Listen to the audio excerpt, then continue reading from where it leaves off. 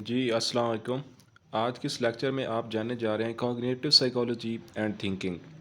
ये जो cognitive psychology है और थिंकिंग का जो प्रोसेस है, ये साइकोलॉजी में अपनी क्या अहमियत रखता है। और ये बेसिकली जो टॉपिक है इसकी बेसिक सी एक हॉल आज के इस लेक्चर में आप जानने जा रहे हैं। कॉग्निटिव साइकोलॉजी की डेफिनेशन को जानते हैं।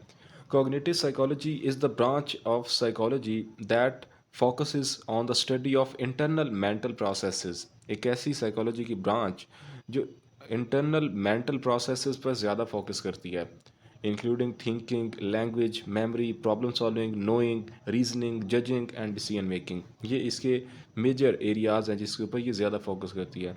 It is also defined as a scientific study of mind as an information processor. इसे साइंटिफिक स्टडी ऑफ माइंड भी कहते हैं, एक इंफॉर्मेशन प्रोसेसर के through. Cognitive psychology became of great importance in the mid 1950s। जैसे ही industrial revolution आ रही थी और टेक्नोलॉजी के अंदर बूस्ट हो रहा था, तो फिर थिंकर्स और इंटेलेक्चुअल का जो फोकस था वो इंसान की कॉग्निशंस की तरफ भी गया। Several factors were important in this. तो मिड 1950s में ये जो डिसिप्लिन है ये अपनी तूल पकड़ता है, यूँ कह लें कि इसमें ज़्यादा रिसर्चेज होने लगती हैं।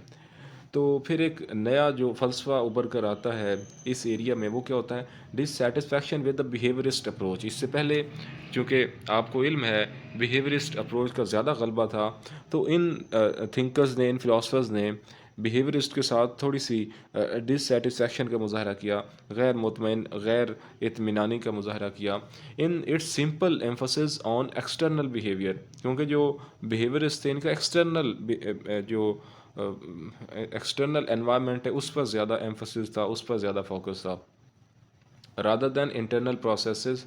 और इंटरनल प्रोसेस पर उनका ज़्यादा फोकस नहीं था, बल्कि वो तो इस चीज़ को मानते ही नहीं थे। The development of better experimental methods, और यूँ बेटर एक्सपेरिमेंटल मेथड की डेवलपमेंट हुई। Comparison between human and computer processing of information. तो कंप्यूटर प्रोसेस ऑफ इंफॉर्मेशन और ह्यूमन की जो प्रोसेसिंग है उसके दरमियान एक कंपैरिजन भी सामने हुआ। Cognitive psychology is a pure science. ये भी बात जहन में रहे कि ये एक प्योर साइंस है, based mainly on laboratory experiments. ज़्यादातर इसमें लेबॉर्ट्री एक्सपेरिमेंट्स किए जाते हैं, तो ये एक प्योर साइंस है। सेकंड पॉइंट है behaviour can be largely explained in terms of how the mind operates. Behaviour को हम लार्जली करंट इरा में एक्सप्लेन कर सकते हैं कि हमारा माइंड कैसे ऑपरेट करता है। द इंफॉर्मेशन प्रोसेसिंग अप्रोच, इस इंफॉर्मेशन प्रोसेसिंग अप्रोच के थ्रू हम अपने माइंड को उसके ऑपरेशनल प्रोसेस को एक्सप्लेन कर सकते हैं। Third, the mind works in a way similar to a computer. और जो इंसान का माइंड है ये कंप्यूटर की तरह ही काम कर रहा है, बल्कि इंसान के माइंड के ऊपर ही कंप्यूटर बनाया गया है। यानी जैसे इंसान की मेंटल एक्टिविटीज़ होती हैं, सिमिलरली उसी चीज़ को कॉपी करते हुए कंप्यूटर जनरेट हुआ। तो इसमें भी क्या होता है? Inputting, storing and retrieving data. ये तीनों प्रोसेस कंप्यूटर के अंदर मेन है, और यही इंसान की मेमोरी और इंसान की माइंड के साथ भी होते हैं। फोर पॉइंट, मेडिएशनल प्रोसेसेस, यानी मेंटल प्रोसेस अक्कर होते हैं बिटवीन स्टिमुलस एंड रिस्पॉन्स। यही मेन बेसिक एजम्पशंस हैं कोग्निटिव साइकोलॉजी में जिन पर जोर दिया जाता है। आगे इसका फर्दर वही कंपैरिजन जो पीछे बात की है फर्दर डिटेल में कर लेते हैं। बिहेवियरल अप्रोच और कॉग्निटिव अप्रोच का आपस में क्या कंपैरिजन है, और इनका अगर मवाजना किया जाए तो क्या चीज़ें सामने आती हैं। कि आप ऊपर एक मॉडल से भी आपके सामने है जिसमें आप देख सकते हैं कि बिहेवियरल में स्टिमुलस और रिस्पॉन्स, और दरमियान में इतना ज़्यादा फोकस नहीं किया जाता, ब्लैक बॉक्स ही होता है। और कॉग्निटिव में अगर आप देखें तो पहले इनपुट होती है, फिर मेडिएशनल प्रोसेस यानी मेंटल इवेंट्स होते हैं, मेंटल प्रोसेसेस होते हैं, और फिर आउटपुट आती है बिहेवियर, ये रिस्पॉन्स यूँ कह लें।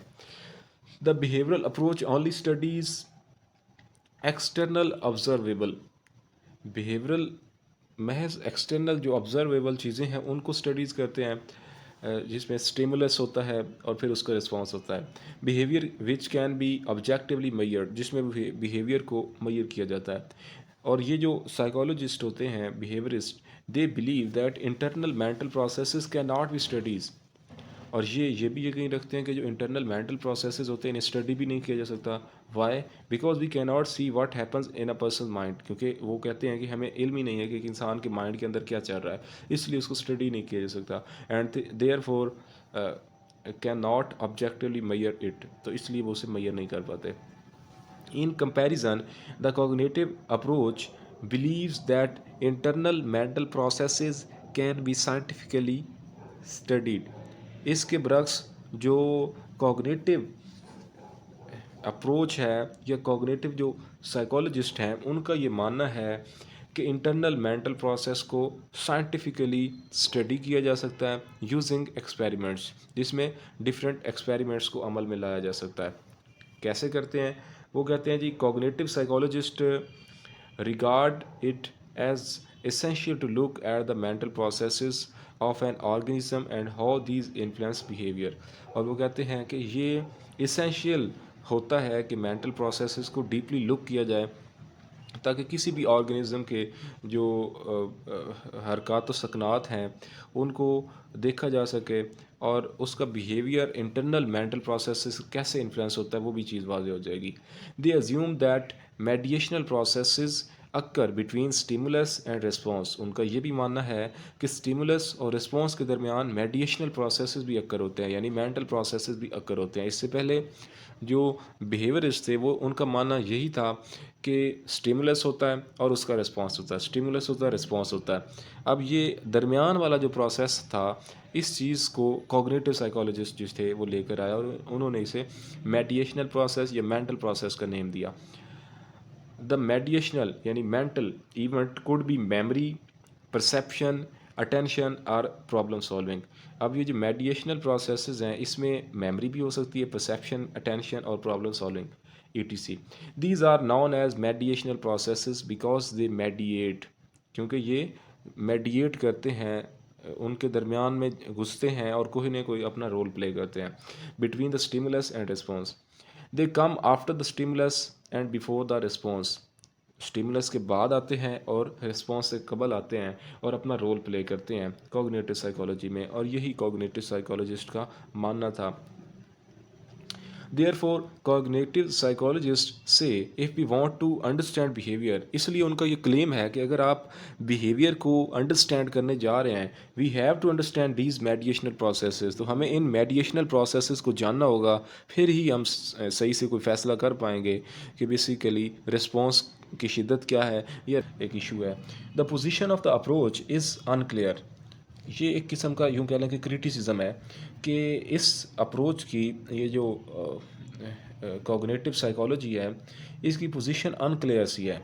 As it argues on one hand, एक तरफ ये क्लेम करती है that the way we process the information, यानी जिस तरह से हम इंफॉर्मेशन को प्रोसेस करते हैं, is already determined by our past experience, ये हमारे पास्ट एक्सपीरियंस से ही डिटरमेंड होती है। यानी जो हमारे पास मेमोरी पड़ी है, अंदर ऑलरेडी एक्सपीरियंस से लर्नड शुदा चीज़ें पड़ी हैं, प्रॉब्लम सॉल्विंग की रीजनिंग है, ये सारी चीज़ें हमारे ऑलरेडी स्कीमास के अंदर मौजूद होती हैं और उसी से ही हम डिटरमिन करते हुए इंफॉर्मेशन को प्रोसेस करते हैं और फिर वो रिस्पॉन्स की शक्ल में हमारे सामने आती है। और दूसरी जानिब on the other hand in the therapy derived from the approach, और इसी अप्रोच से, इसी कॉग्निटिव साइकोलॉजी से जो अप्रोच निकलती है, सॉरी जो थेरेपी माखुज़ की गई है, CBT, cognitive behavioural therapy, it argues that we can change the way we think. वो ये क्लेम करती है कि जैसे हम सोचते हैं, उस सोचने के अमल को भी हम चेंज कर सकते हैं। तो ये एक कंट्रोवर्शियल इशू भी है जो इसके अंदर फ्री विल वर्सेस डिटर्मिनेशन का कॉन्सेप्ट भी है कि एक तरफ फ्री विल की बात करती है और दूसरी तरफ डिटरमेंट यानी पास्ट एक्सपीरियंस से इन्फ्लुएंस होकर बिहेवियर आते हैं, इस चीज़ की बात करते हैं। तो ये भी एक कॉन्सेप्ट है, इसका भी आपको आइडिया होना चाहिए। दूसरा कॉन्सेप्ट है जी nature versus nurture. Nature internal और जीन्स, इस पर बहुत बड़ा काम है। जो सर फ्रांसिस गाल्टन हैं जिन्होंने जीन्स पर ज़्यादा काम किया हुआ है, तो वो इसके बहुत बड़े हामी हैं नेचर के, और इसी के बरक्स नर्चर या एक्सटर्नल एनवायरनमेंट और जो नर्चर है, इस पर जो साइंस की बहुत बड़ी अप्रोच है, डार्विन थ्योरी, वो इसी पर खड़ी है कि इंसान जो है वो इर्तिकाई मराहिल से गुज़रता हुआ बहुत सारी चीज़ें सीखता है और उसके साथ चलती रहती हैं। तो ये दो बहुत अप्रोचेज़ हैं साइंस के अंदर। लेकिन यहाँ पे जो कॉग्निटिव साइकोलॉजी है, ये एक इंट्रैक्शनिस्ट अप्रोच को यूज़ करते हैं। इंट्रैक्शनिस्ट अप्रोच जो नेचर पर भी बिलीव रखते हैं और एट अ टाइम नर्चर पर भी। वो ज़्यादा एक्सट्रीम नहीं होते, यानी वन साइडेड होकर नहीं सोचते, एक्सट्रीम माइंडसेट नहीं होता, बल्कि उनका क्या होता है, इंट्रैक्शनिस्ट। वो कहते हैं दोनों का इंट्रैक्शन होता है और उसके नतीजे में रिस्पॉन्स डिवेल्प होता है। The cognitive approach takes an interactionist view of the debate as it argues that our behaviour is influenced by learning and experience. यानी हमारा जो बिहेवियर है ये लर्निंग से और एक्सपीरियंस से भी बहुत हद तक इन्फ्लुएंस होता है। जो लर्निंग की अप्रोच भी एक बहुत बड़ी आपको आइडिया है साइकोलॉजी के अंदर है। तो जो लर्निंग होती है ये डेफिनेटली बाहर से होती है, एक्सटर्नल एनवायरनमेंट से होती है। यूँ कह रहे नर्चर से सारी इन्फॉर्मेशन हमें मिलती है, जो भी लर्निंग होती है। और जो भी हम एक्सपीरियंस भी चीज़ें करते हैं वो भी नर्चर ही कहलाती है। But also by some of our brains innate capacities. और हमारे ब्रेन के अंदर भी कुछ इननेट इन इन बोन और इन बिल्ट कैपेसिटीज़ भी होती हैं एज इंफॉर्मेशन प्रोसेसर। जैसा कि इंफॉर्मेशन प्रोसेसर ये ऑटोमेटिकली इंफॉर्मेशन को प्रोसेस करते हैं, क्लिक करते हैं, अंदर चीज़ें ऑलरेडी मौजूद होती हैं। ये जेनेटिकली हमें मिलती हैं, ये नेचर से मिलती हैं, ये जीन्स के थ्रू हमारे हमारे पास चीज़ें आती हैं। और लैंग्वेज, जैसे लैंग्वेज एक्विजिशन है। अब जो कभी का बच्चा है उसने किसी यूनिवर्सिटी या एकेडमी से तो नहीं ना पढ़ा हुआ, फिर भी वो काँ काँ करता है, घोंसला बना लेता है। घोंसले की उसने कहीं से स्किल तो नहीं ना सीखी। तो ये जानवरों के अंदर जो लैंग्वेज आती है ये कहाँ से आती है, ये इननेट होती है, यानी जीन्स के थ्रू आती है। इसी तरह बच्चे भी बोलना भी शुरू करते हैं, आपके सामने चीज़ें होती हैं। और ये एक लैंग्वेज एक्विजिशन डिवाइस का कॉन्सेप्ट भी है। कॉग्निटिव साइकोलॉजिस्ट जो हैं, ये जो लैंग्वेज वाला इनका चैप्टर है उसके अंदर उन्होंने लैंग्वेज एक्विजिशन डिवाइस करके एक प्रॉपर कॉन्सेप्ट बनाया हुआ है। और उसके अंदर भी काफ़ी सारी इसके हवाले से डिबेट है।